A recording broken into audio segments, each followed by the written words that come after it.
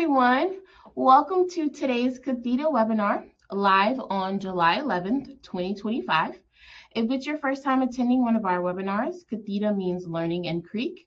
And today you will be learning about the roles and responsibilities of the Board of Commissioners from the amazing Cheryl Causley.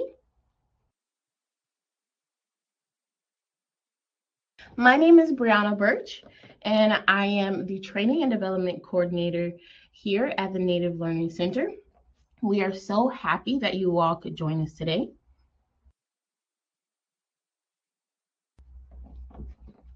Please follow along as I read the disclaimer aloud. This disclaimer provides a summary of fundamental concepts, requirements, and/or procedures within the allotted 90 minutes. The material discussed does not illustrate all possible scenarios that could be applicable.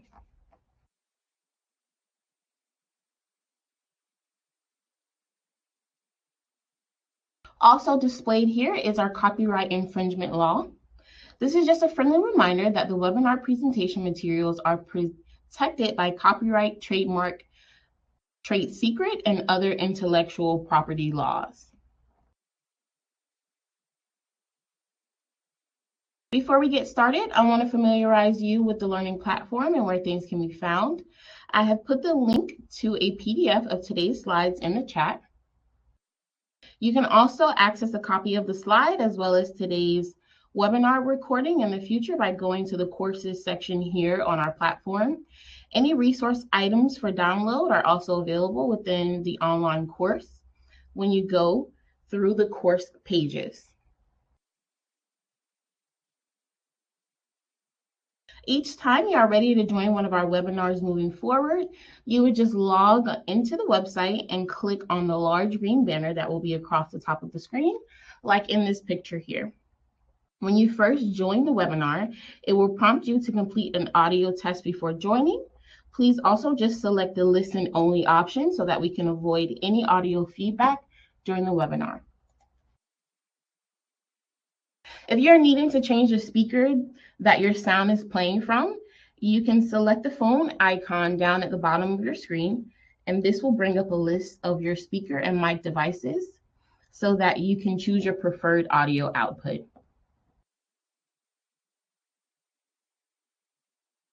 We are so happy that you're here, and we do encourage your participation during today's webinar, and we will primarily rely on the public chat. In the left-hand gray menu panel, you can open the public chat and the shared notes. If you click on the public chat, you will see a chat open between all webinar attendees, the NLC facilitator, as well as your webinar instructor. Simply click in the box that says send message to public chat. Type the message that you want to send and hit enter, or click on the blue paper airplane icon to send your message in. Please send your comments and any questions that you have into the chat, and feel free to use the raise hand feature in the bottom right corner of the screen if you think we have missed anything along the way. Any tech support issues can be submitted here as well, and I will do my best to support you to help you navigate through it. If you click on the shared notes section, you'll also find some helpful links, like a link for today's webinar feedback survey, which we highly encourage you to complete and let us know how we're doing. A link to join our weekly email newsletter so that you can always know when our webinars and various trainings are happening. A link to the location of our CATHETA webinars archive on YouTube. A link to connect with us on LinkedIn, and a link to bookmark for easy login to CATHETA Constant Learning in the future. At this time, we'd really love to get to know you and would be honored if you would let us know your name, where you're joining us from, your tribal affiliation if you have one. You may also be a tribal employee, and your work or role in Indian country that may have led you to today's webinar.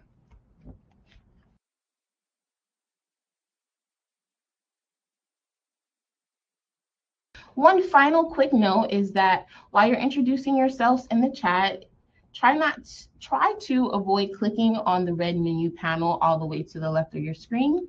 If you click on the red menu panel, it will take you out of the live webinar. If you do accidentally click this, however, you can simply rejoin by once again clicking on the green banner at the top of the screen. With that, it is my great pleasure to introduce today's webinar instructor, Cheryl Cosley. Cheryl, I will now hand it off to you. Thank you very, very much, Brianna. Welcome. There we go. To day 5. So we finally made it through. I hope you've enjoyed the week. Again, this presentation, or all of the presentations throughout the week, were brought to you courtesy of the Native Learning Center and HUD, the Department of Housing and Urban Development, and we fall under the Native Office, so the Office of Native American Programs. So welcome and good afternoon. My name is Cheryl Cosley. My Anishinaabe name is Redbird Woman.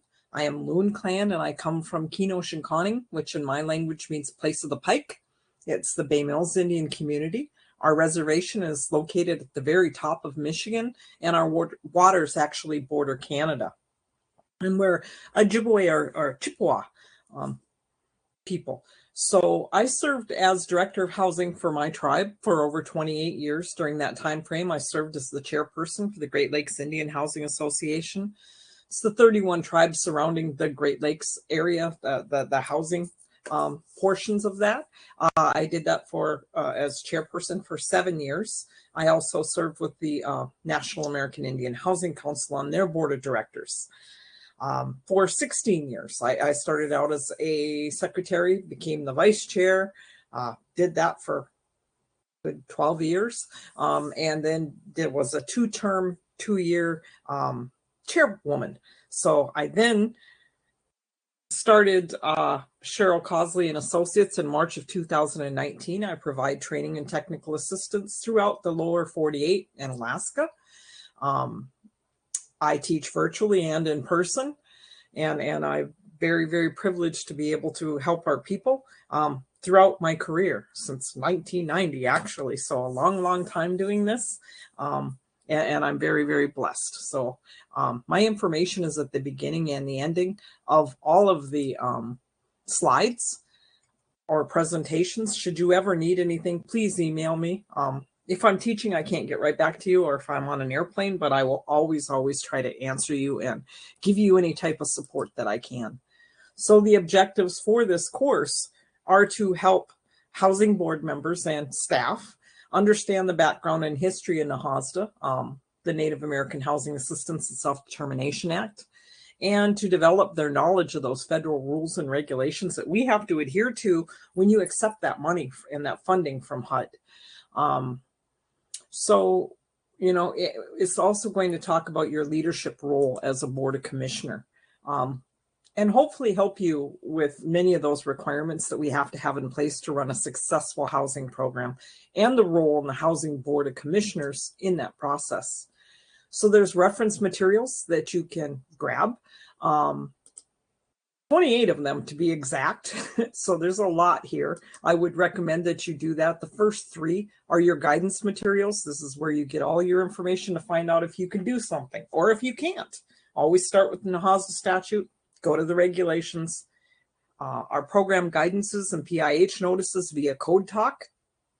And then Part 200 are the uniform administrative requirements. So they actually govern a lot of your tribe's actions as well as your, you know, as your housing entity, but it's all things audit and procurement and finance and things like that. So if you can't find anything within the statute and the regulations, you're going to have to jump to Part 200. That document isn't written specifically for housing. So for me, it's the most difficult to use, but it's there for your reading pleasure and the rest of these reference materials. So total development cost, when you do your building, you have to stay under that threshold. Program income, that's finance related. Indian tribal preferences. And there's a policy status table to help you track your policies. Even a sample board orientation. So there's a lot of good information here for you, and I would recommend that you pull down some of these, the self-monitoring plans, so you can, especially if you're a board of commissioner, that you make sure that you do the self-monitoring of your organization on a yearly basis before you turn in your APR. Excuse me. So good information there. We're going to deal with some of these other federal requirements today. I started out early in the week talking about your housing program is one of the most heavily regulated programs that your tribe will offer. Well, these are some of the other federal regulations that we have to adhere to. And then we're going to finish up with monitoring and oversight, audit requirements, and, an organization and structure. It's the EWONAP monitoring plan, kind of what they look at when they come in and they do your monitoring. So it's Friday. It's been a good week. I hope you learned lots, and we'll jump into it. So we went through the useful life and binding commitments yesterday. That's very important that you make sure that your organization has those documents and follows through to make sure that when you're basically assisting your tribal members, that you take that step and you make sure that you have useful life and binding commitments in place. We're going to talk about the other federal requirements: uniform relocation, real property acquisition, flood insurance, and lead-based paint. This is when we signed the Hearth Act, which is another activity that your tribe can undertake to actually take in charge of your own lands using the Hearth Act. If you get everything successfully into place, it lessens, I guess, BIA's the BIA's role in the leasing of your own lands. So that would be something for you to look into also. So this is when the Hearth Act was actually signed. I was there. So other federal requirements: uniform relocation assistance, real property acquisition of 1970. Assures fair compensation for the displacement of families. So you're going to look into, things like that. Should you have to move a family, be it during a rehab or, part of your building is not rentable, because of a fire or some other problem like that, you have to make sure that those families are compensated if you are requiring them to move. Or if you purchase a property and there's people in that property that you're purchasing. The Davis-Bacon Act, we talked about that one yesterday. Anything over $2,000, you have to make sure that if it's not your housing authority staff or your tribe doing the work, that you make sure that you adhere to the Davis-Bacon rules and requirements. NEPA, we have to follow NEPA. We're supposed to be doing environmentals before we spend any money on a yearly basis. Flood Disaster Protection Act, lead-based paint poisoning, and then everything falls, under also the Uniform Administrative Act, which is 2 CFR Part 200. That was a consolidation of a lot of former guidances, cost principles, audit requirements for federal awards, and now they are under 2 CFR Part 200. We have non-discrimination laws that we have to make sure that we adhere to. Age Discrimination Act of 1975, Section 504, the Rehabilitation Act. It's an option for use with the American with Disabilities Act of 1990, Indian Civil Rights Act of 1968, Title 6, Title 8 of the Civil Rights Act of 1968. And then, like I said, NEPA. It requires that you determine prior to the expenditure of any funds that activity is going to have no harmful effect on the environment. Tribes accept that responsibility for conducting environmental reviews under 24 CFR Part 58, or they can choose to have HUD complete that review for them under 24 CFR 50. That's not done very often because you still have to supply them with all of that material. And I don't even know if they're in our offices full-time yet. So the Davis-Bacon, again, we talked about that one yesterday. So Indian Civil Rights Act, requires the tribe and subordinate entities provide due process. And the Indian Self-Determination and Education Assistance Act requires the preference for the employment of Indians. Preference for Indians in employment when you're using federal funds under certain circumstances. So you're going to have to put and sign a lot of certifications. Make sure you know what you're signing, or you're asking your tribal chairman to sign in some case, or your board chair. In accordance with those statutes, you're going to certify you're going to comply with Title II of the Civil Rights Act and carrying out that act to the extent such title is applicable, and your other federal statutes. 1328, if you receive less than $200,000, you have to certify that you have households within your jurisdiction that are at or below 80% of median income. And there's following certifications that only apply where applicable based, on the program activities that you are undertaking. So you're going to maintain adequate insurance coverage for your housing units that you're owned and operated and assisted with your grant amounts, that you have policies in effect with proof that they were adopted. Okay, that's really important. We went through that, I believe, on day 3. Have to have that proof of adoption for all your policies. Governing the eligibility, admission, and occupancy of your families for housing assisted with your grant amounts. So as far as your policies goes, that A&O policy is probably the most important policy that you're going to have. The public, policies are in effect and available for review by HUD and the public, governing the rents charged, the methods by which those rents or homebuyer payments are determined for housing assisted with grants amount provided under NAHASDA. There's 3 different methods for charging rent, and they're listed in a program guidance that are in your reference material. So make sure that you're very specific about which one that you're using or utilizing for the calculation of the rents that you charge, and that you have policies in effect and available for review governing the management and maintenance of your housing that is assisted with those grant amounts from NAHASDA. So relocation, acquisition, you have to comply with the Uniform Relocation Act. You can read about that at 1014. You have to maintain all the records to demonstrate that you have that compliance. You have to notify any families that, or individual or businesses or other parties that you might have to relocate. And sometimes you're going to have to pay that temporary relocation and a displacement benefit. The cost of relocation assistance is an eligible project cost, can be paid from tribal TDHE or other funding sources. Whenever you're in a circumstance where you're wondering if you should be paying that, contact your HUD office. They're there to help you and to assist you. And you can say, this is what happened, and I'm going to have to move these people for this purpose. Can you tell me about how I should adhere to relocation and acquisition rules?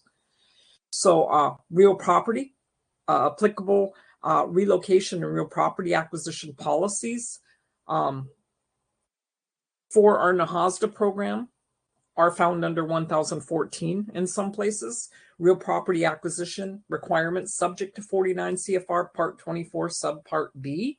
So if we go to purchase property, it has to be based on an appraisal value. You can accept donated property, or you can purchase property, but you can never pay with NAHASDA dollars more than fair market value. So always keep that in mind. It requires HUD approval if that purchase price exceeds fair market value. You're supposed to always, when you're purchasing things, minimize displacement. Take all reasonable steps to minimize the displacement of any type of person, household, business, nonprofit organization.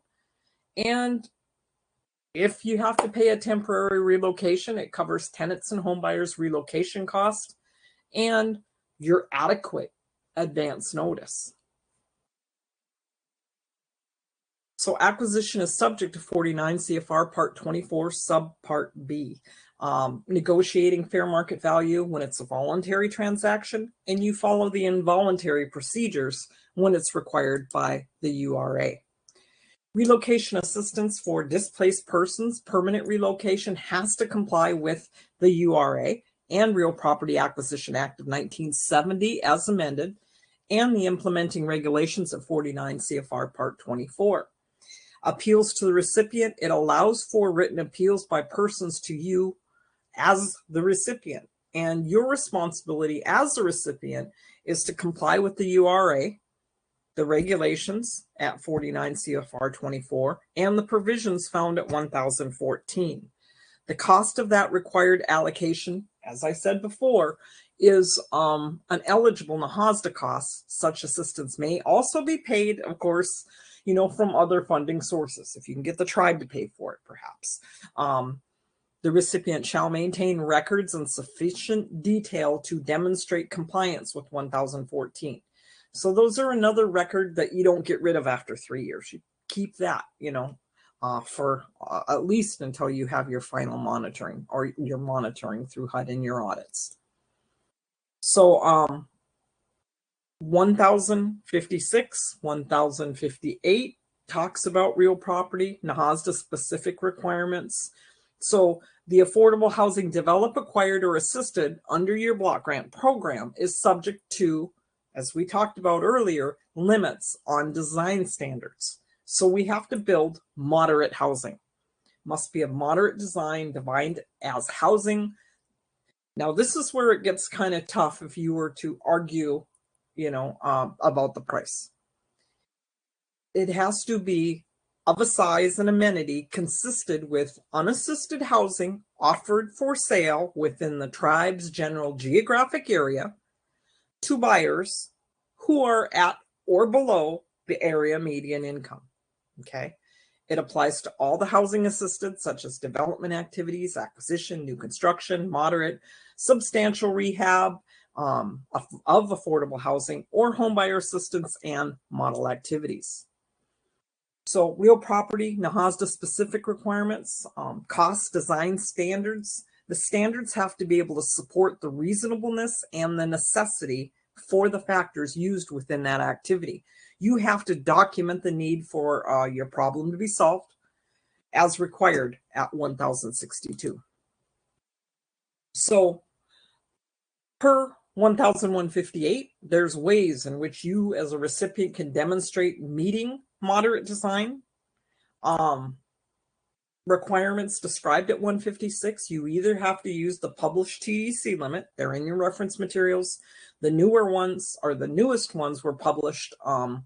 It's a PIHN Notice 2024-28, so it's a new document. Or you adopt a written standard for affordable housing programs that reflect the requirements specified at 1156, must be a moderate design, and must describe the type of housing, explain the basis for your standards, the use of similar housing within the tribe's general geographic area, and it must be available for review by the public and for any type of request from HUD. You have to complete a comparison of the cost using your housing standards and your total development cost for the area. It does not require HUD approval if you exceed up to 10% of your TDC maximum cost of the project. Now, depending what happens with tariffs, similar to COVID in the upcoming year, some of the estimates that, were done a year ago, 6 months ago, might be low. And in that case, always contact your HUD office and ask for guidance, okay? Because what they'll do is they'll redo that TDC and they will give an allowance for those increased prices. So when in doubt, always call your HUD office. So non-dwelling structures also have to support an affordable housing activity and design, size, features, and amenities. Amenities must be reasonable under 1060. If funds from two different sources are used to develop standards, the standard with the funding source with the most restrictive rules apply. So that's a rule of thumb. Anytime you're using two sources of funds, always use the one with the strictest rules. You can adopt written standards for non-dwelling structures, describe criteria to be used in the cost, the size, and the design. So flood insurance. Now, this gets difficult in certain positions because many of our reservations have not been mapped by FEMA, okay? If you should happen to be in a FEMA identified special flood hazard, it requires you to participate in the National Flood Insurance Program or carry private flood insurance, okay? So under the Flood Disaster Protection Act of '73 as amended, a recipient may not permit the use of federal financial assistance for acquisition, construction purposes, including rehab, okay? So your main buildings might not be in a flood area.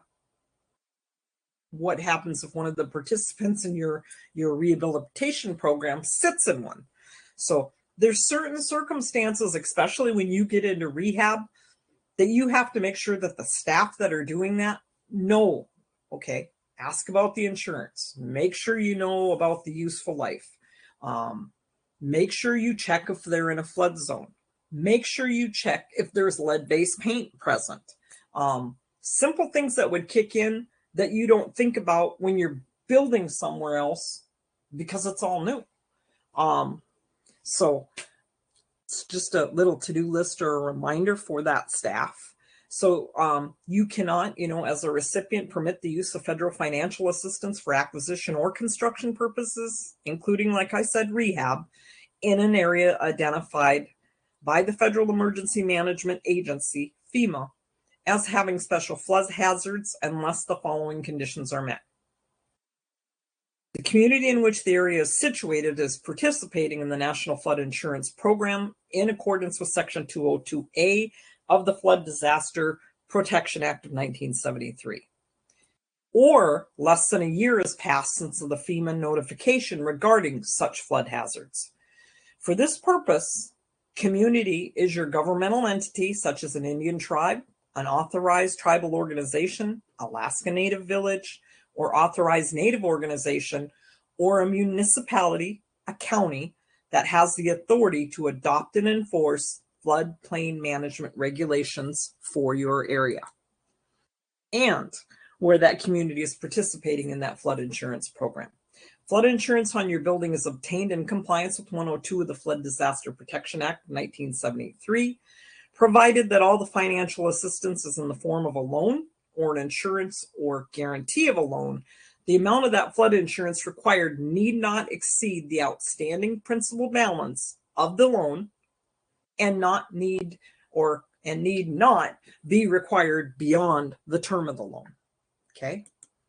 So lead-based paint, like I said, is another area, especially when you're doing rehab. You got to make sure that there's no lead-based paint in that house you are assisting.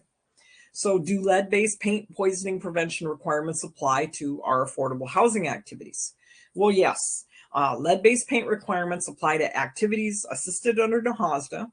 The applicable requirements for NAHASDA are HUD's regulations at Part 35, subparts A, B, H, J, K, M, and R of the title, which implement the Lead-Based Paint Poisoning Prevention Act, and the Residential Lead-Based Paint Hazard Reduction Act of 1992.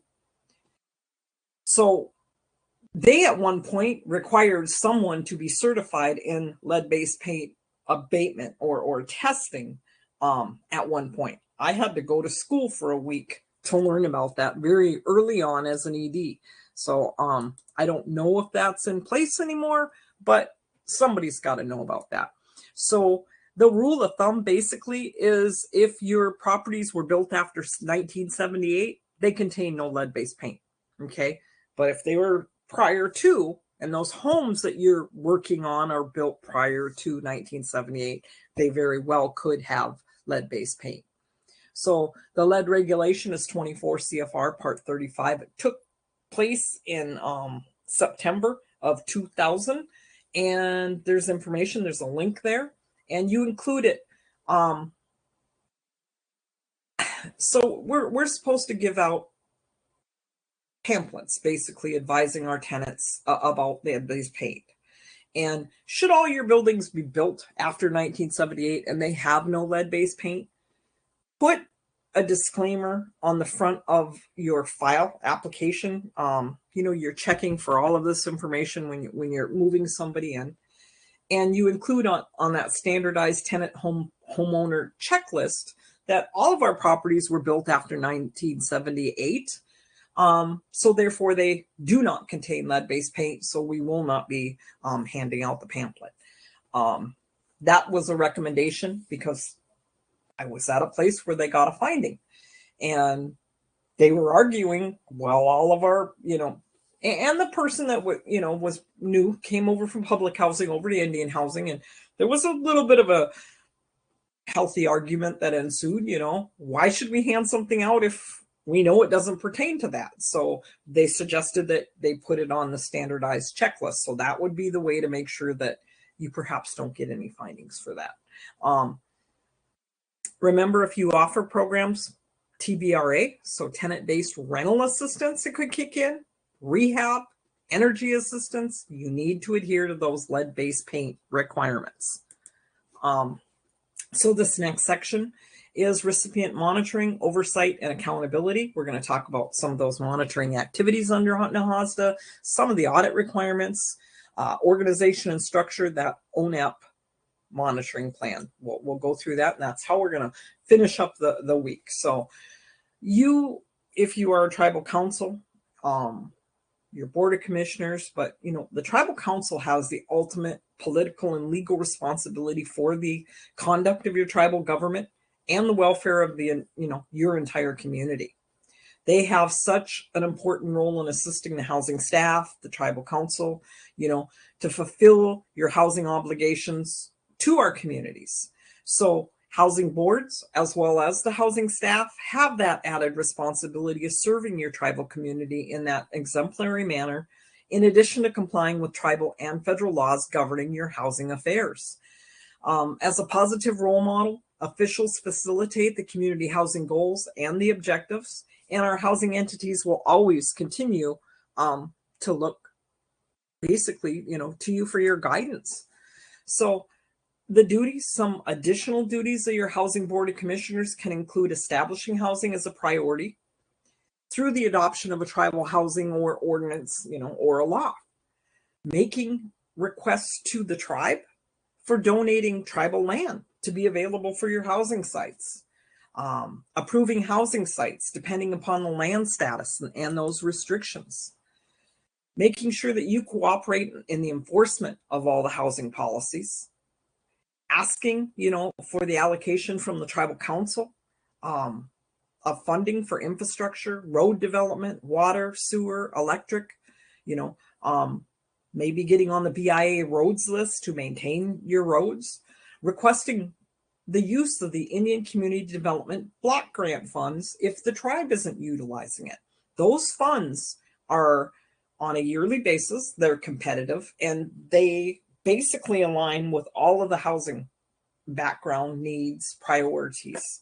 And if your tribe's not putting in for it, your housing authority should consider doing that. A lot of them do. For a while, we'd put in for it one year, the tribe would put in for it one year. You can get infrastructure and things like that with that money. So make sure you don't forget about those funds. Work closely with the housing staff to develop short and long-term housing goals and those objectives. And some of your other various duties, your grievances, okay? Disputes by your tenants, your home buyers, that they have with respect to their lease, their home buyer agreements, relating to actions taken by your housing entity. All of your participants should always be deferred to your executive director and your respective policies that you have in place. Your evictions, when tenants and home buyers violate terms of a lease or a home buyer agreement, and it ends in the termination of that lease, make sure you refer all the matters, to your executive director and those respective policies. Never try to intercede or interrupt or this goes for the tribal council as well as the board of commissioners. It takes so many steps, such a long period of time to evict somebody. The court will not do that willy-nilly. You have a complete set of steps that you have to go through. You never want them to go in once an eviction has been placed or ordered by the court and try to, take that back. It's just not a good thing, and it's not a good message for the rest of your tribal members. So, you should never interfere with evictions if all those proper legal steps have been taken. Make sure, those audits, your HUD monitoring findings, make sure that you're aware of those.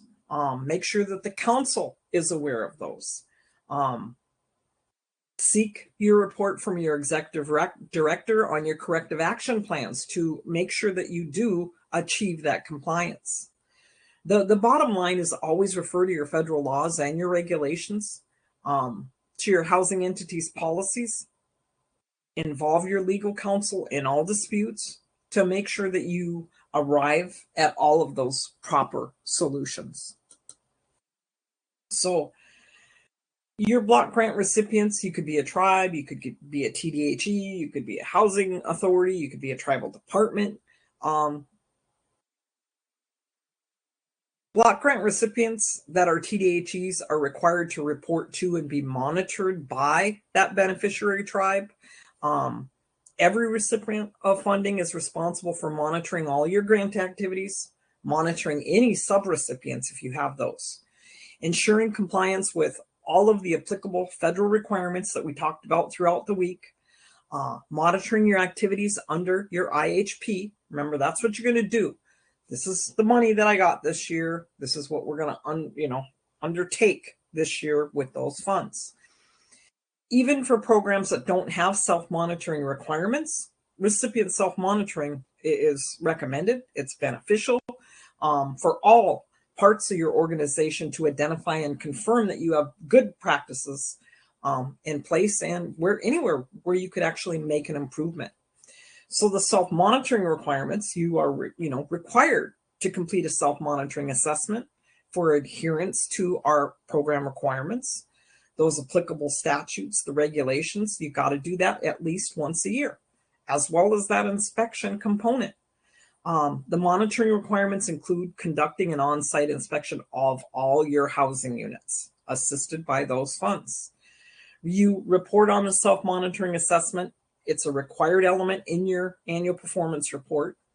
You as a recipient, therefore, should incorporate sufficient time in your business planning cycle to complete your self-monitoring assessment prior to the end of your program year. You don't start it a week before the APR is due, okay? It just won't be done correctly.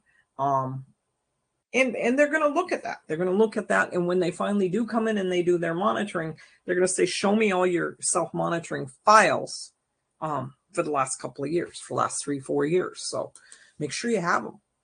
So additional roles, your council, your housing board, you have more affirmative responsibility to exercise your oversight responsibilities over your housing programs. Your tribal governing body should seek to enhance the flow of information, communication between both bodies to better address those monitoring requirements. One such way is to have a member of the tribal council serve as a board member, either as a voting or an ex officio member. So good luck on that journey. Welcome them if they do come in, and make sure that you are following all the steps that we've talked about to make sure that you're compliant. So some of our monitoring activities under NAHASDA, under 1,501, who's involved? You as a recipient, the grant beneficiary, and HUD are all involved in your monitoring activities under NAHASDA. Under 502, you're responsible for monitoring all your grant activities, ensuring compliance with your applicable federal requirements, monitoring your performance goals under your IHP, or preparing at least annually a compliance assessment in accordance with Section 403 of the NAHASDA statute, a performance report covering the assessment of your program progress, goal attainment under your Indian Housing Plan, and your audit in accordance with the rules of the Single Audit Act. As applicable, your performance in accordance with performance objectives and measures. At the request of a recipient, other Indian tribes, TDHEs can provide assistance to aid you in meeting your performance goals or compliance requirements under NAHASDA. So where you as a recipient or a TDHE, the grant beneficiary is the tribe. They're responsible for monitoring programmatic compliance requirements for the IHP and NAHASDA by requiring your TDHE to prepare periodic progress reports, including that annual compliance assessment and your performance and your audit reports. HUD is responsible for reviewing the recipient as set forth at 1,520. HUD monitoring is going to consist of an on-site as well as off-site review of your housing records, your reports, and your audits. To the extent funding is available, HUD or as a designee will provide technical assistance, training, funding, or, to the recipient to obtain technical assistance and training. In the absence of funds, HUD shall make their best effort to provide technical assistance and training themselves. Oftentimes, they will call in somebody, and I have been privileged to be able to do that, numerous times. Well, they'll come in and they'll share, this was the results. These are the areas of weakness.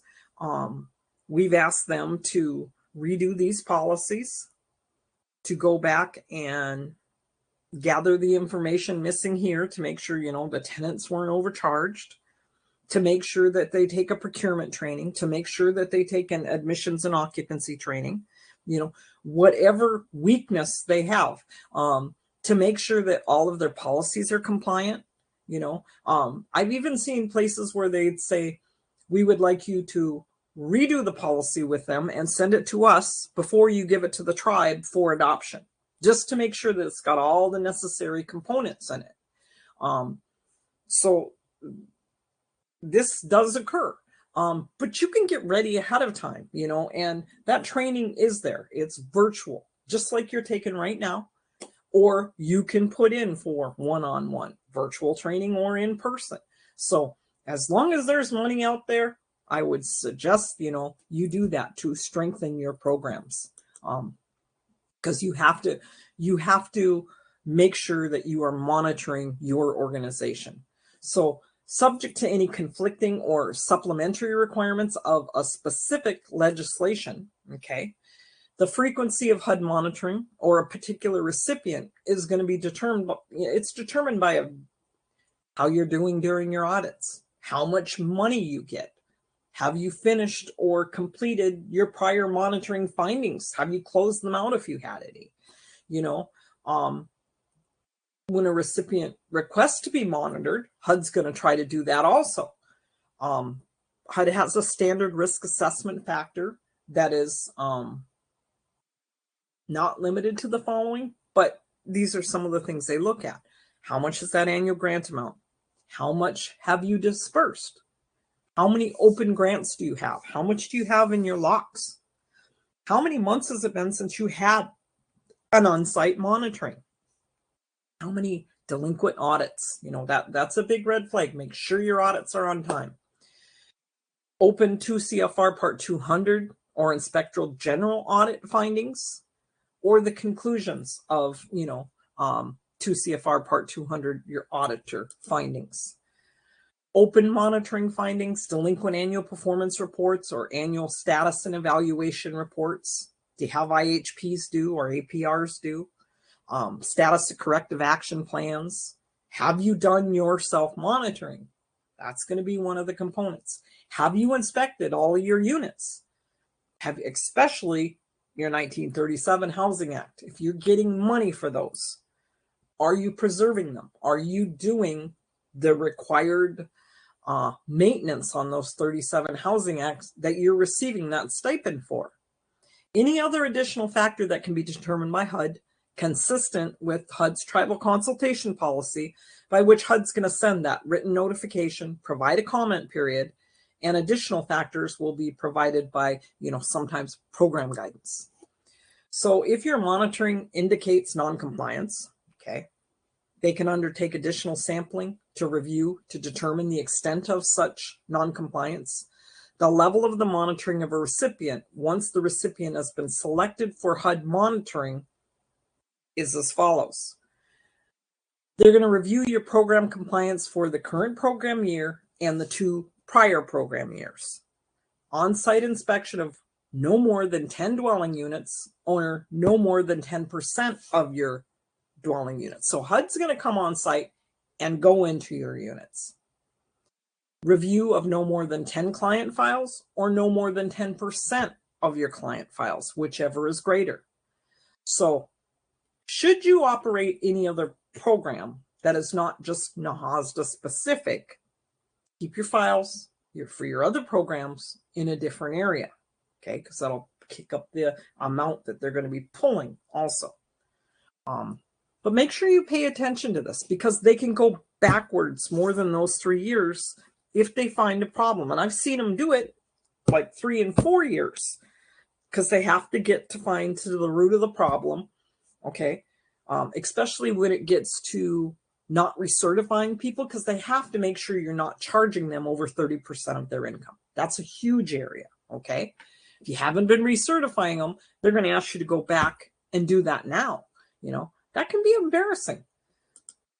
So, notwithstanding paragraph B of the section, HUD at any time can undertake additional sampling, review prior program years subject to the records retention limitations. If HUD has credible information suggesting non-compliance, HUD will share this information with the recipient as appropriate. A recipient can request ONAP to enter into self-monitoring mutual agreement or other self-monitoring arrangements with recipients. ONAP will monitor the recipient only in accordance with such agreement or arrangement unless they find reasonable evidence of fraud, a pattern of non-compliance, or the significant unlawful expenditure of block grant funds. So if you're the recipient, do you have to give your monitoring evaluation results to your tribe? Absolutely. You have to give everything to your tribe. They are actually the lawful recipient, okay? The Indian tribe is the grant beneficiary. They have to receive a copy of the monitoring evaluation, the results, so they can fully carry out their oversight responsibilities under NAHASDA. So if your monitoring identifies programmatic concerns, what happens? So if the recipient's monitoring activities identify areas of concerns, the recipient's going to take corrective action, which could include, but is not limited to, one or more of the following actions. Depending upon the nature of the concern, they can obtain additional training, technical assistance from HUD or other Indian tribes or TDHEs or other entities. They can develop and/or revise their policies, ensure that the existing policies are better enforced. You can take appropriate administrative action to remedy your situation. The recipient may refer the concern to an auditor or to HUD for additional corrective action. They could bring in the Attorney General, the IG, the Inspector General. I'm sorry, wrong one. But you have to be, those are federal funds.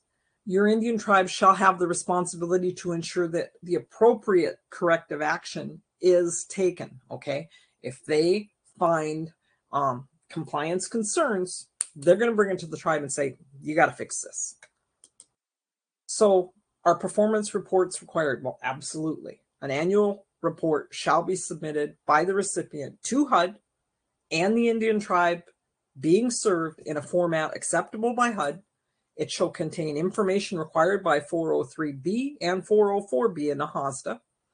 Periodic monitoring, not less frequently than annually. Each recipient shall review the activities conducted, your housing assisted under the Act, to assess compliance with the requirements of the Act. It shall include the appropriate level of on-site inspection of your housing to determine compliance with your applicable requirements. The results of each review shall be included in your performance report and submitted to the Secretary under Section 404 and made available to the public. Remember, your APR has to always go out for that public comment. So content. Each report under this section for a fiscal year shall describe the use of the grants, or the amounts provided for the recipient for that fiscal year, indicate any programmatic accomplishments of you as a recipient, assess the relationship, the planned activities identified within your IHP and the grant beneficiary.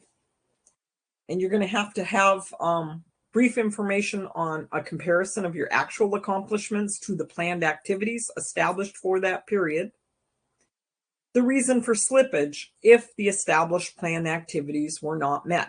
So I'm going to stop right there and tell you, this is why I talked about that during the IHP portion. Look at your IHP for the prior 5 years.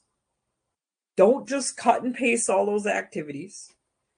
If you're saying you're going to give down payment assistance to 20 families and you're consistently giving between 1 and 5, cut down that amount, because your budget amounts are also off for those amounts. And it begins to look like it's kind of on purpose after a while.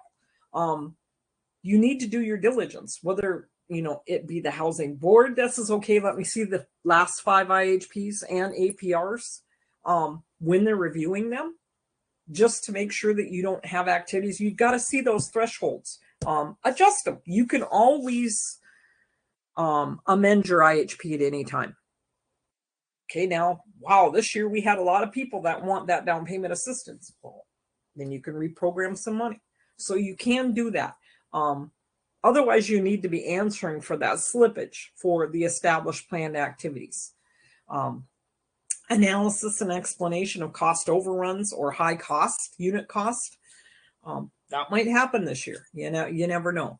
So any information regarding your performance in accordance with the performance measures that's set forth at 1,524. So that was one of the things that we talked about at the very first day of class. Anything with the 1,000 is in the regs. Anytime that you're explaining the regs and the rules, it will give you the numbers of the corresponding law, basically, that you have to follow. Go to 1,000, go to 524 and read about that. And it will often, 512 will refer you to 524, but that's how you find out what your legal responsibility is. Learn to use those. So your annual performance data to reflect the accomplishments of the recipient include, as specified in your IHP, outputs by eligible activities, including the units completed, assisted, families assisted, outcomes by eligible activity, as applicable, items required under 1,302 and 1,544. Your annual performance report has to be submitted within 90 days of the end of your program year. If a justified request is submitted by the recipient, your area EWONAP can extend your due date for submission of the annual performance report. It has to cover the period that coincides with the recipient's program year. So, as a recipient, the public comment.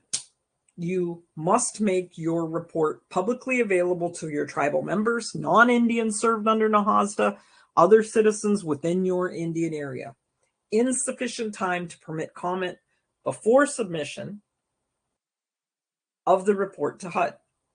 So you have to start, okay, it's due on this date. I got to have all my self-monitoring done by here.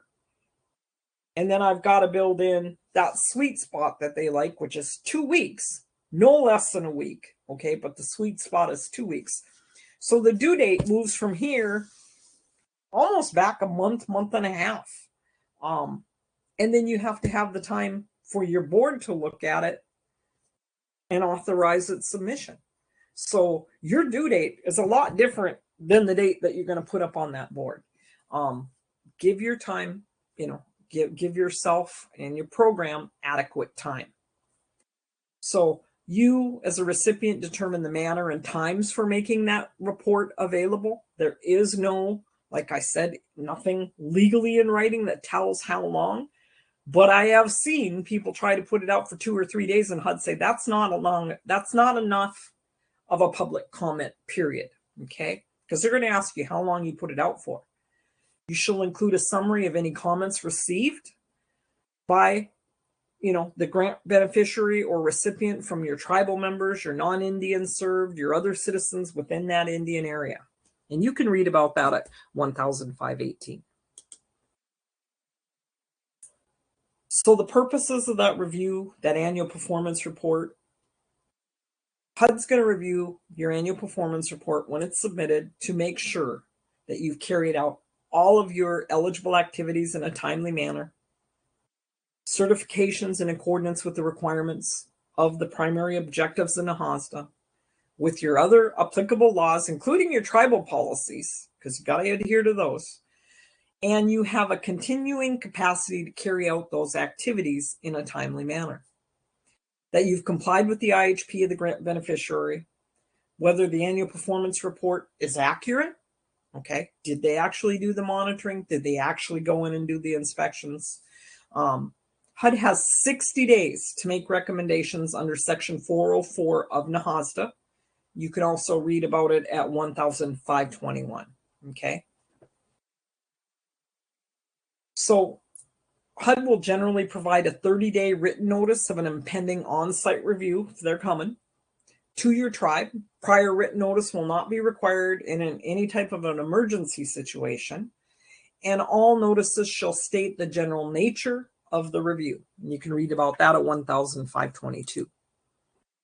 So the HUD performance measures for your review, they have the authority to develop performance measures, which has, you as a recipient, you have to meet as a condition of compliance under NAHASDA, that you've complied with all the required certifications in your IHP, you have all of your policies in place with proof of adoption, and they have, and your IHP also has been made available to.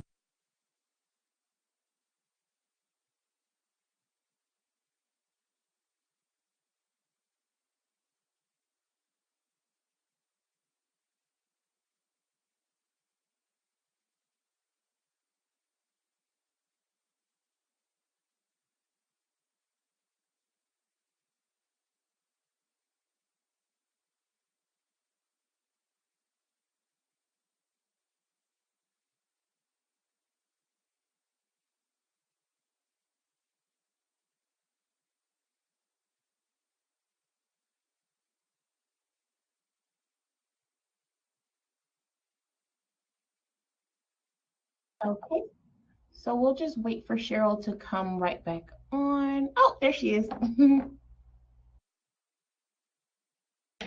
You good, Cheryl?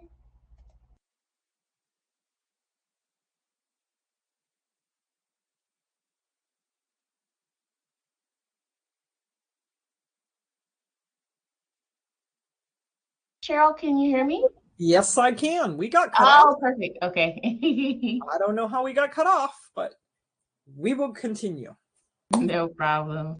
Sorry. It just went down and said that you've lost connection. So the HUD's performance measures for the review. Fiscal audits have been conducted on a timely basis in accordance with the requirements of the Single Audit Act as applicable. Any deficiencies identified in the audit reports have been addressed within the prescribed time period. Accurate annual performance reports were submitted.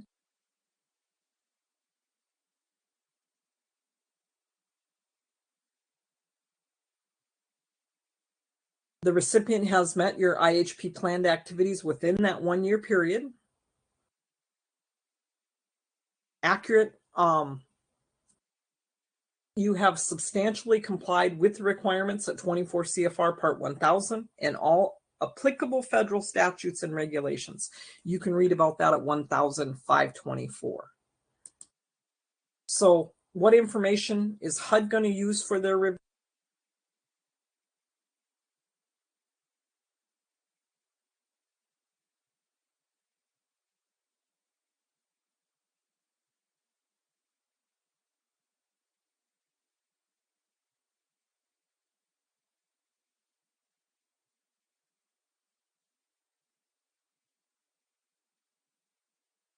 Cheryl?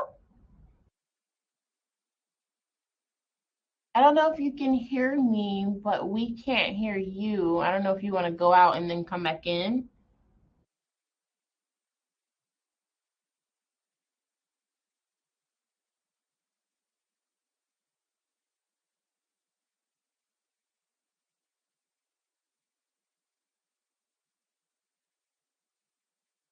So we're just gonna go ahead and wait for Cheryl to come back in.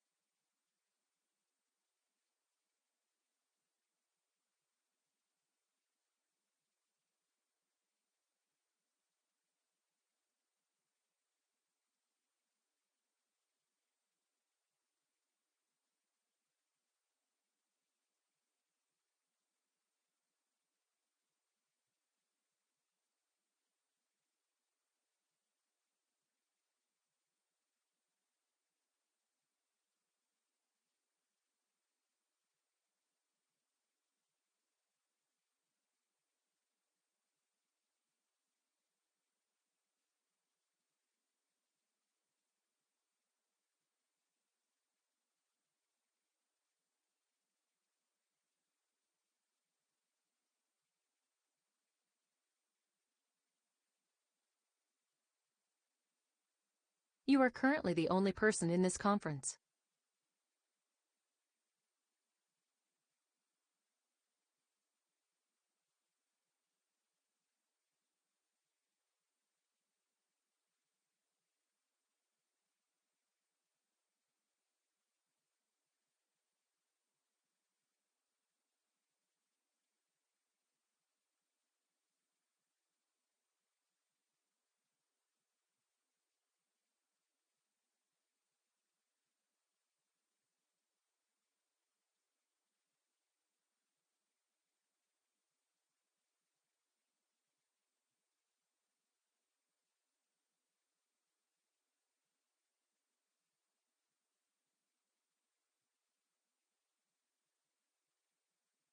Thank you. Sorry, there's nobody here.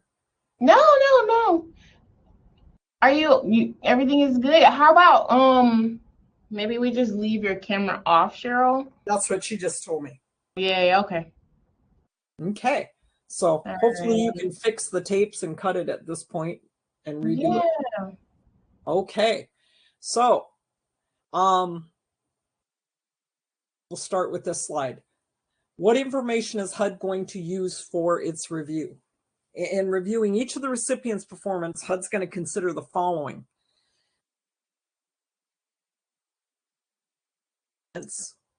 All reports prepared by the recipient, the records maintained by you, are they adequate? The results of HUD's monitoring of the recipient performance, including on-site evaluation of the quality of work that has been performed. They're going to look at the audit reports, the records of your drawdowns and your grant funds, the records and comments and complaints by citizens and organizations within your Indian area, any type of litigation, any other relevant information which relates to the performance measures under 1524. HUD's going to issue a draft report to you as a recipient and of the tribe within 60 days after the completion of that HUD review.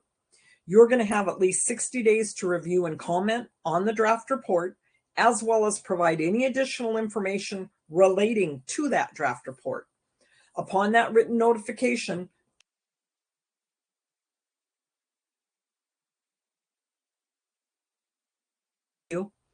and it's really important during this process, if you can close any of those out, you do it right now. Additional extensions for time for the recipient to complete review. Did I just lose you again? No, we can hear you. It's just sometimes like some of your words will go kind of like in and out.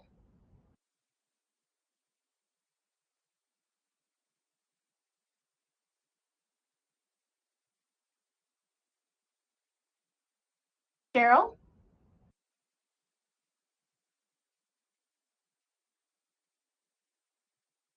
Okay, we're just going to give Cheryl some time to come back in.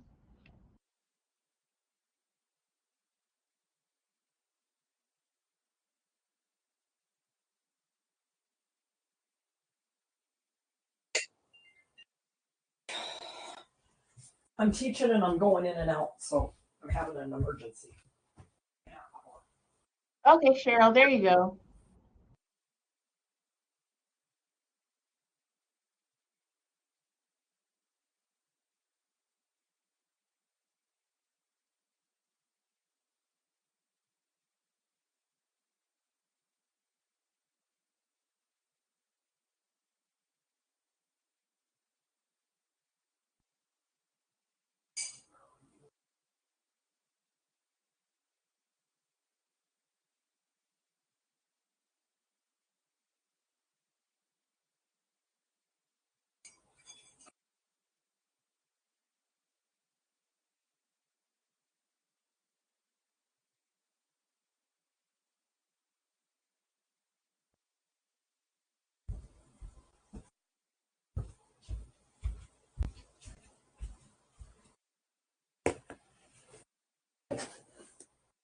Can you hear me? Yes, I can hear you. Juliet, we apologize. Okay, the procedures for the recipient to comment on your results. So HUD's going to issue a draft report to you and the tribe within 60 days after the completion of the review. You're going to have at least 60 days to review and comment on the draft report, as well as provide any additional information related to that report. Upon written notification, you can exercise to take an additional 30 days to complete your review and comment on that report. Additional extensions of time to complete the review and comment can be mutually agreed upon if you put your request in writing to HUD. They're going to consider the comments and any other additional information provided by you as the recipient. So at this time, you can actually close some of those findings so they won't make it all the way over to the final one. So always try to do that. HUD's going to also revise the draft report based on the comments that they receive and any other additional information that you can provide at that time.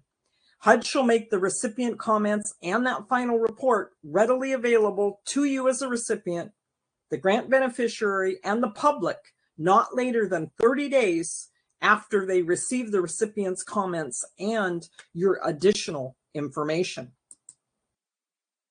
So the following actions were designed to help prevent the continuance of any performance problem that they actually find, to mitigate any adverse effects or consequences of your performance problems, and to prevent a reoccurrence of the same or similar performance problem.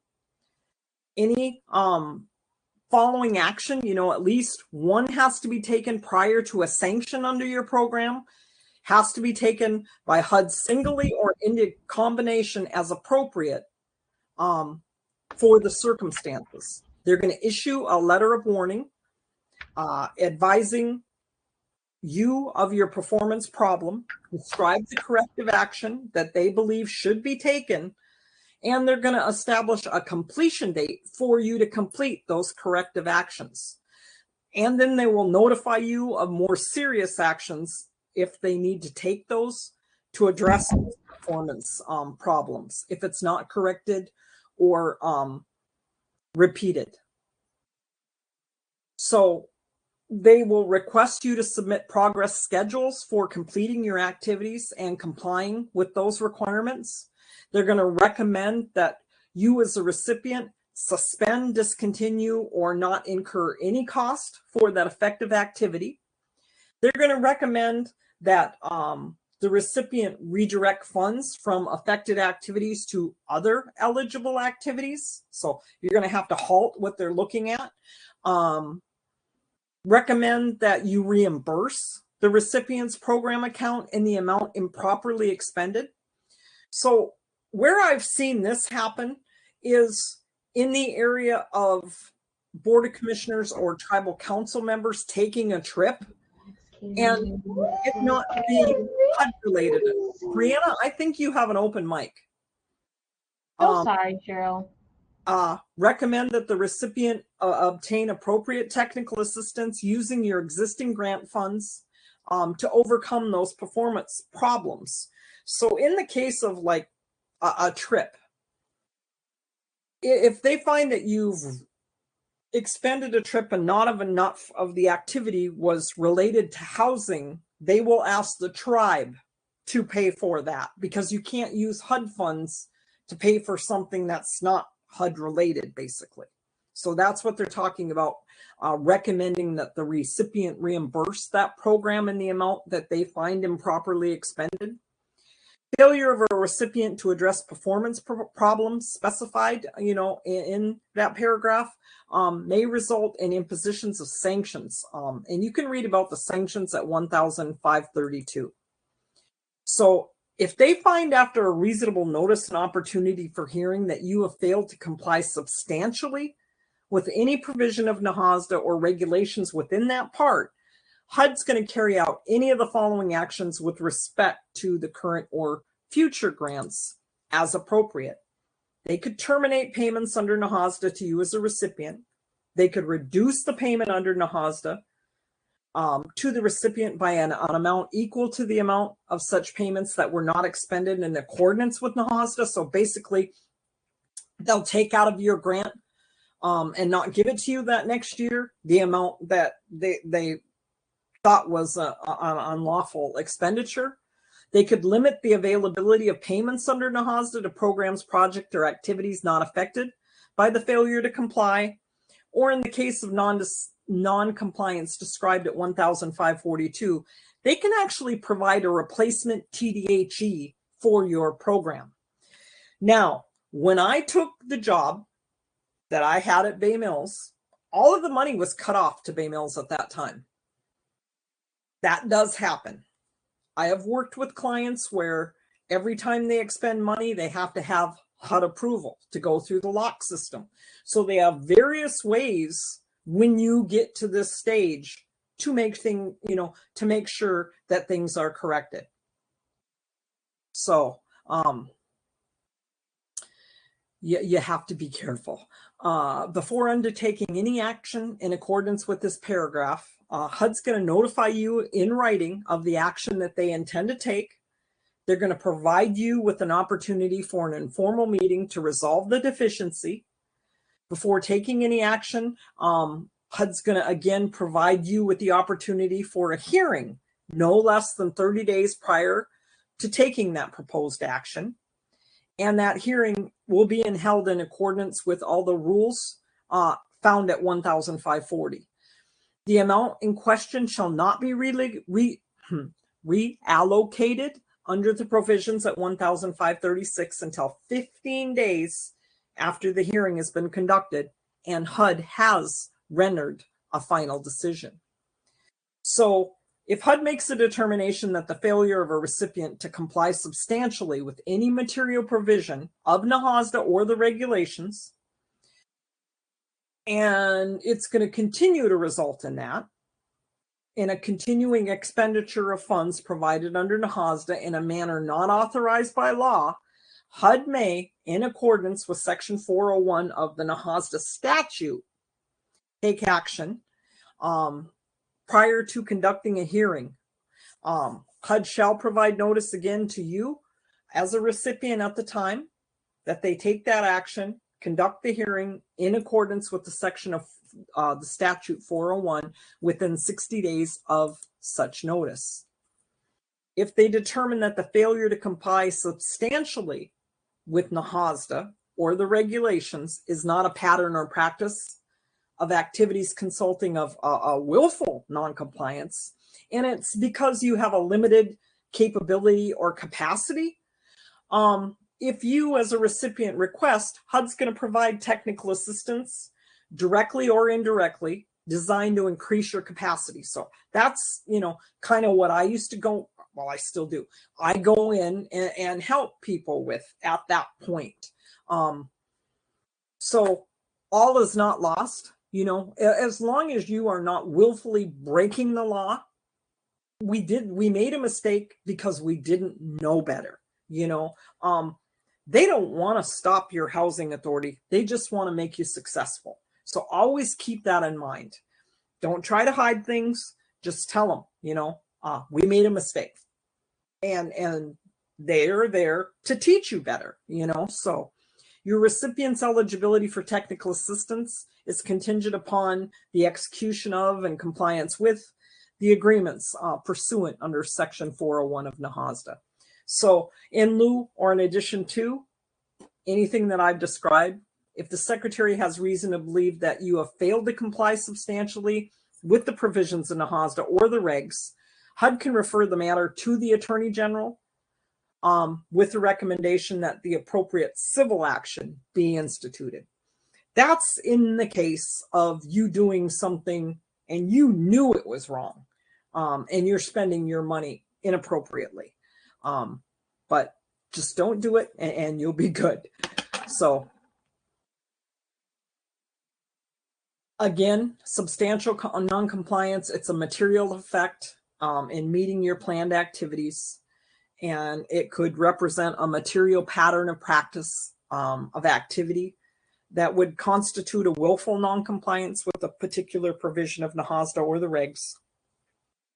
Even if a single instance of noncompliance wouldn't be substantial, if it involves the obligation or expenditure of a material amount of funds budgeted by you for a material activity, or that noncompliance places your housing program at a substantial risk of fraud, waste, or abuse. So such NAHASDA grants can be distributed by HUD in accordance with the next formula allocation, should they stop that money. The hearing procedures are under 24 CFR Part 26. So hopefully you'll never ever get to that part. Just ask for help. They're there to help you.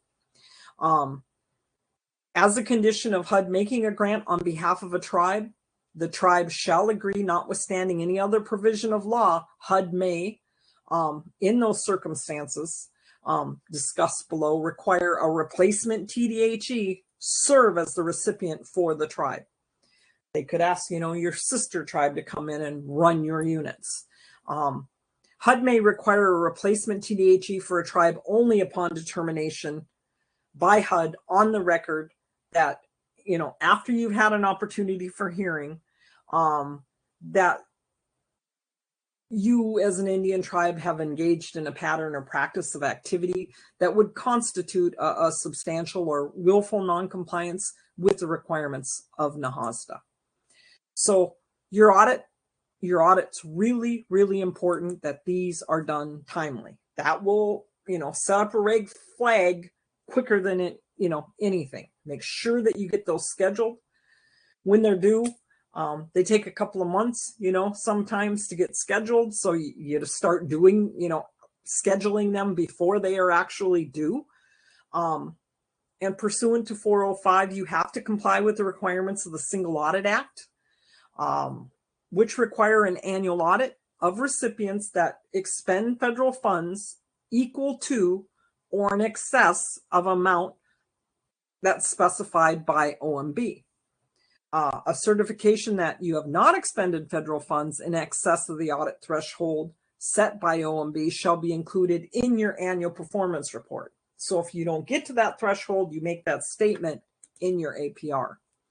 So a non-federal entity that expends $750,000 or more during the non-federal entity's fiscal year in federal awards, not just NAHASDA, must have a single or a program-specific audit conducted for that year in accordance with the provisions of that part.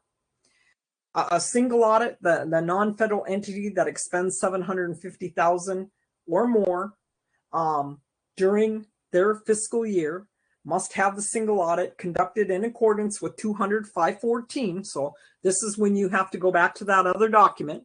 The program-specific audit election, when you expend federal awards under only one federal program, as long as it's not R&D, and your program statutes, regulations, terms, conditions don't require a federal financial statement audit of your auditee, you can elect to have a program-specific audit conducted in accordance under the rules of 200-507. A program-specific audit may not be elected for R&D unless all the federal awards expended were received from the same federal agency. Okay, so except for provisions of the biannual audit, and there's very few people that have this, okay, a biannual audit has to cover both periods within the biannual period, and it was people that were eligible for this prior to 1987, okay? So that's the only way that you can go and have it biannually. Otherwise, you have to have an annual audit. Your audit costs, they are an eligible program expense, okay? If you are a tribal department, you cannot pay for the audit of the whole tribe. You can only pay for the portion of the audit that is due to audit the housing, okay? Now, if you are a housing entity, a TDHE, an HA, whatever you call yourself, you can pay for the whole audit because you're just auditing those housing activities, okay?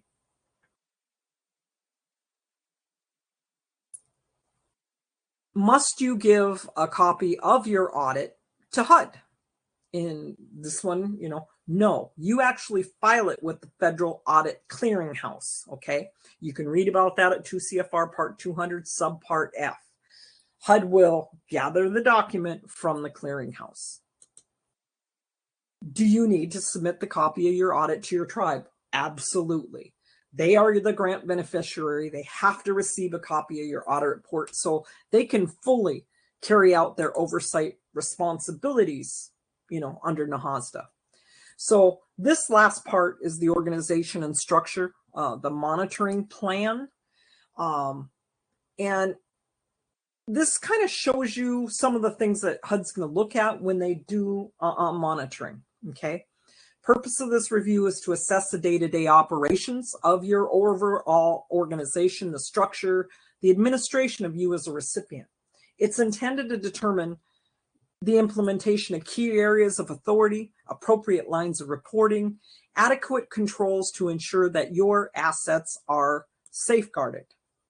So pre-visit, they're going to try to review these documents. They're going to look at your most recent IHPs, your amendments, any amendments that you have in process, your policies, your procedures, your previous monitoring findings, your previous self-monitoring reports, any type of 2 CFR 200 audit or OIG audit findings or work paper, should you ever have that, any type of corrective action or status for any type of findings that you have out there, previous and current enforcement actions, valid and valid complaints. And then they're going to look at any type of relevant correspondence.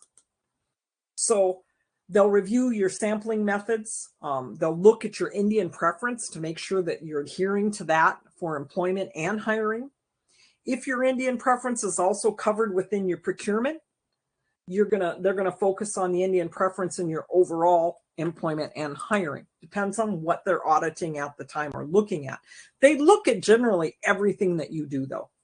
They'll identify whether prior monitoring reports have been fixed, basically addressed, especially if it has anything to do with non-compliance with Indian preference. If you have monitoring findings that remain unresolved, then that ongoing non-compliance is going to be another repeat finding. If your audit findings remain unresolved, again, it's going to be a repeat finding. And they're going to review and discuss with grants management any Indian preference complaints that you have ever received. They're going to look at, once they get on site, those policies and procedures and records management. And this is where I want you to pay attention. Has the board or tribal council adopted the required policies, rent, home buyer eligibility, admission, occupancy, management, maintenance, tenant and home buyer selection, relocation, real property acquisition, drug-free workplace, Indian preference? Got to make sure you got all of those. Do your meeting minutes confirm that the board or tribal council are following their policies? Okay, so they're going to really look at those meeting minutes. That's what I was trying to get at, earlier in the week. Do the minutes confirm the staff is following the policy? Do the minutes reveal any instance where tribal officials have interfered with the board or tribal council and or staff enforcing their policy? They're going to look at board and tribal council actions. Does the board or tribal council provide guidance and direction to the management? Does the governing body review and evaluate the performance of the director, their grant administration activities? Do the board and tribal council adhere to all the laws, regulations, and policies? Review the meeting minutes for evidence of non-compliance with federal requirements and recipient policies. They're going to look at your meeting etiquette. They're going to listen. They're going to read your, stuff. Interview the staff, program participants for opinions on compliance. Now, my maintenance guys, my carpenters, the staff, they hated that when they come in. Do we have to talk? Yes, you have to talk to them. Don't be nervous. Just answer whatever they have to say. Tell them the truth, so you prepare them. Let them know that that's going to happen. That makes them, sometimes will make them nervous. They shouldn't be, They're going to review all your policies for compliance with the federal requirements to make sure that they're, up to snuff. Have the board or tribal council members place relatives in housing ahead of others on the waiting list. Okay. They want to make sure that you're also treating all your tribal members the same. If it's addressed in your admissions and occupancy, if it's not reviewed, then it should be addressed during the organization and structure review. Do you allow the recipient to operate without undue interference? Are they trying to, micromanage your ED? Does the board tribal council interfere with the day-to-day operations of the recipient? Do you override internal or financial controls put in place for the recipient staff? Do you convey the message that integrity and ethical values are not compromised? So it's really important, that you read this and be aware of the things that they're going to look at. Are all your tribal council and board meeting minutes transcribed and stored to preserve a history of those actions? So even if you are a board of commissioners, if the tribal council do anything relating to your housing, make any type of decision, you need a copy of those meeting minutes also, okay? It's always important because sometimes they don't know that, especially if they have a turnover. Our board and tribal council meetings held in accordance with the terms of your bylaws. We got at that earlier in the week. Make sure you are obeying basically your bylaws or redo them. Are your financial reports reviewed as part of each regular monthly board and tribal council meeting? Are you getting the finances? Did the board and tribal council members receive a stipend to attend the meetings? Okay. Is it in accordance with local practice and the program guidance at 2 CFR 404 and the program guidance, which is in your reference materials at 1998-13? So one of the things they will look at, how often are you having meetings? Then they'll look at the meeting minutes. Are you conducting meeting? Is there real business to call for that meeting? And are you getting paid the same as the rest of the committees, tribal committees that you have within the tribe? You know, is that pay, that stipend consistent? Those are the types of things that they're going to look at. Being a board member is not supposed to be a job, a paying job. Do you know what I'm saying? It's a subsidy. It's a thank you for your services. On-site review, conflict of interest. Do you have a code of conduct and conflict of interest statement or policy? We went through that yesterday. Has a statement or policy been adopted by the board and tribal council? Do you follow the policy? And these are different things that it cites to do with that. Complaints and grievances. Do you have a written policy or procedure to cover the management of complaints and grievance resolution?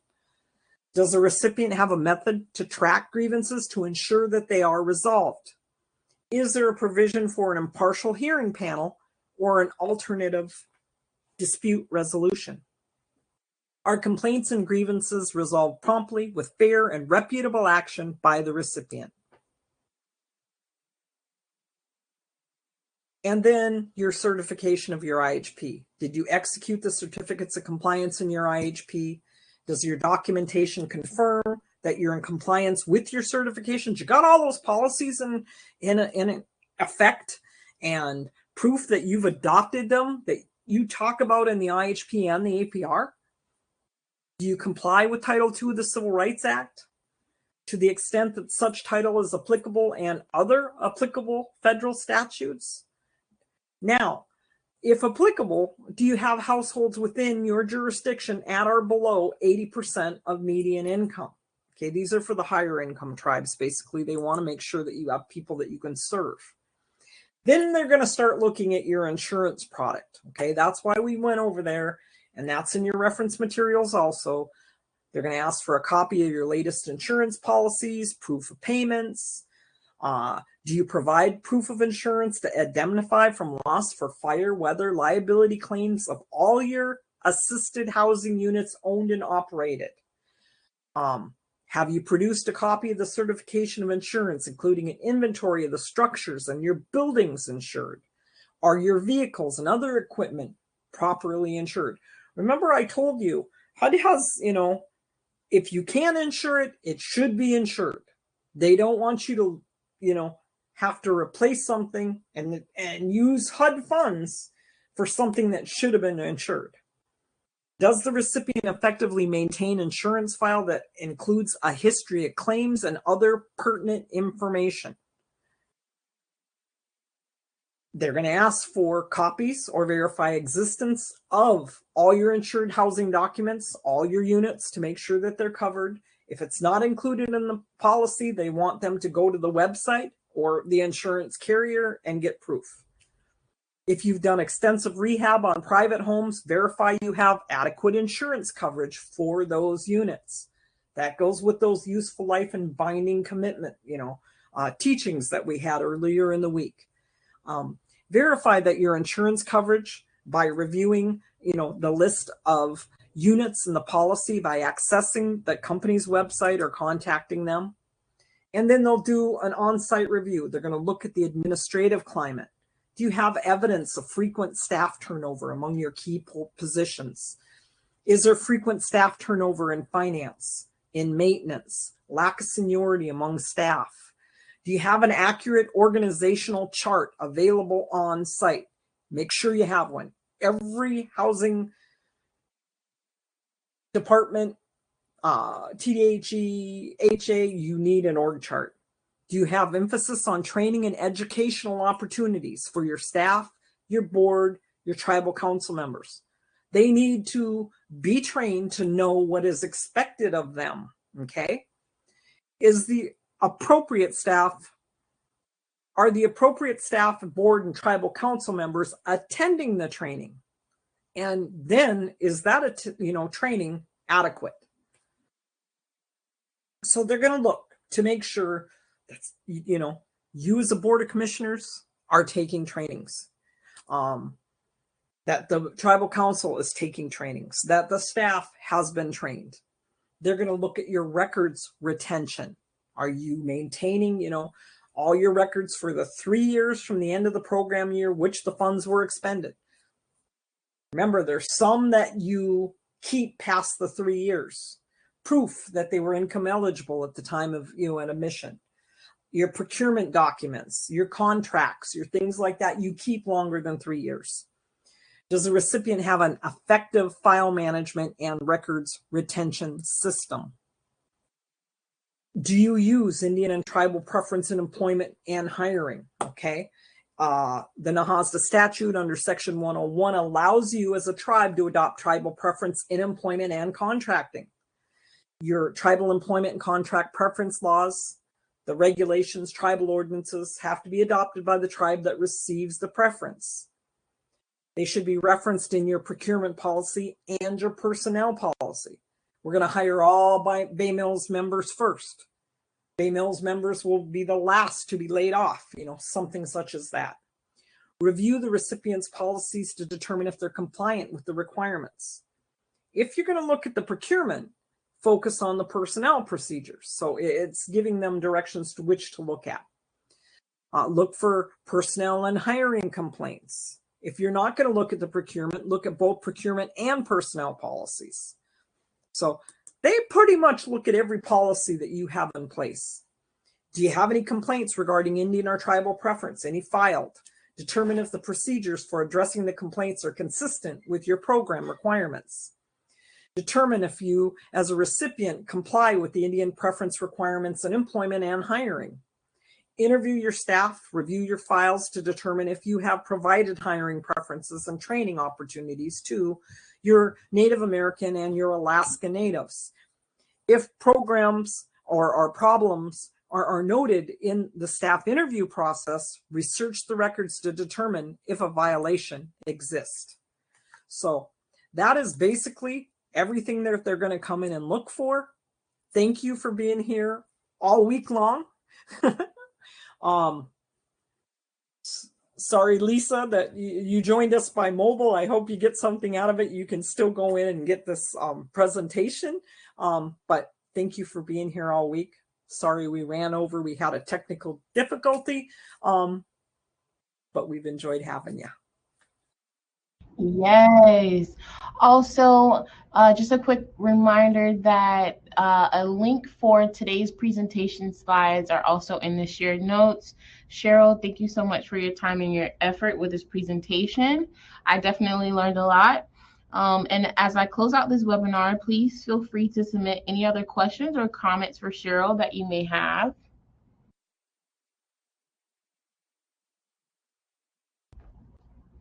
Also, please take a moment to complete our survey about today's webinar that I have just linked in the chat for you. Hold on, I'm just going to go ahead and share that.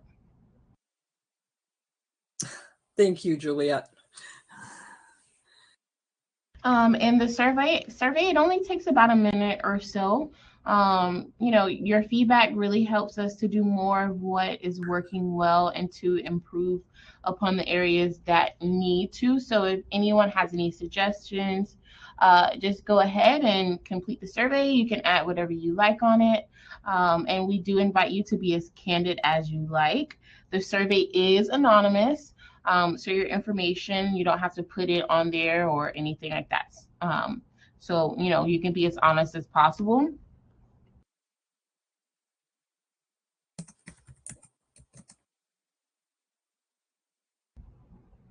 Alrighty. And here is Cheryl's information as well. Should you need anything else, you can contact her at her email here as well.